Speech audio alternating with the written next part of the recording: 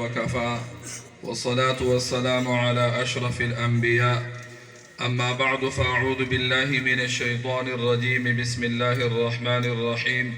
وقل جاء الحق وزهق الباطل إن الباطل كان زهوقا صدق الله العظيم. فستيج باندي معزز علماء كرام او ذلی مشران زمون منتخب مشران تشریف فرما دي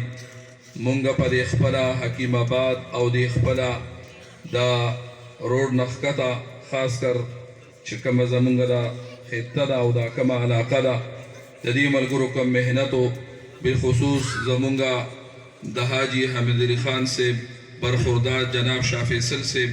چې دلته کومه منډه ترړه واله زمونږ د حکیم آباد یونټ امیر جناب قاری فهیم الحق صاحب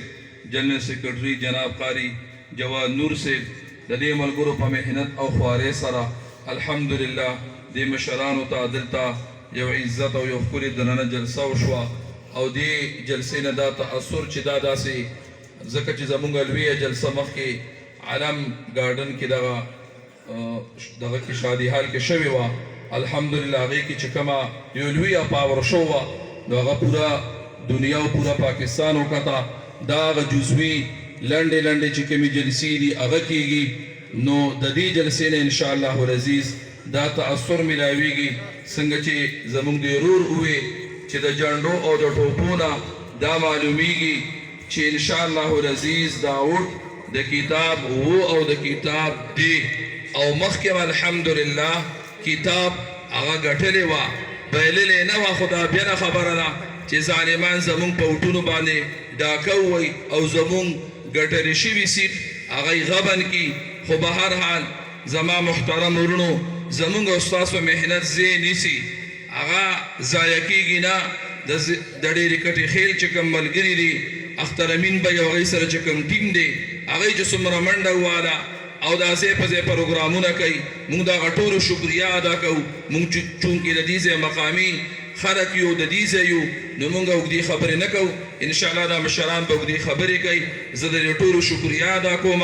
او ما څنګه چې مازدیګر مانځه کې ووې چې زموږ سره کم ملګري تعلق ساتي زموږ چې کم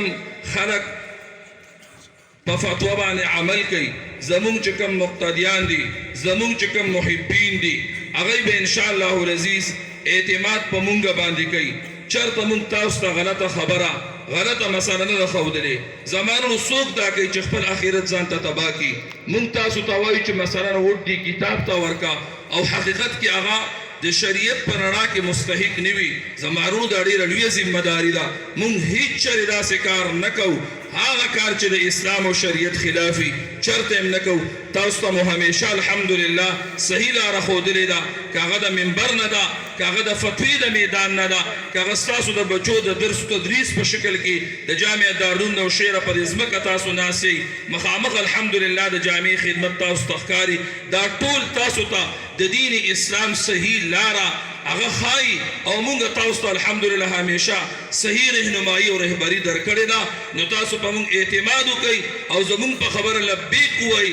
او په 8 فروری باندې ووټ چې دی صرف او صرف کتاب ته هغه کاسټ کوئ انشاءالله العزیز زما محترم رو دعوی نی پکار لیکن په دې موجوده چې څومره ولاړې پارټۍ دي په هغه ټولو کې د امانت دیانت په لحاظ سره په 1 نمبر جمعیت علماء اسلام دی انشاءالله العزیز نو تاسو مونږ به انشاءالله کتاب ته ووټ ورکوو زه ستاسو ملګرو چې تاسو په دې مختصر کال باندې مختصر میسج باندې دومره لوی تعداد کې راغی او د دې ذلي مشرانو او زموږ الحاج پرویز خان صاحب چې د NH34 نه ولاړ دی جناب احد خټک صاحب چې د PK 88 زموږ امیدوار دی د دې او د قاری محمد اسلام صاحب چې ذلي امیر دی د ټولو حضراتو د زړه د کومې نه شکریا ادا کوم واخر دعوانا ان الحمدلله رب العالمین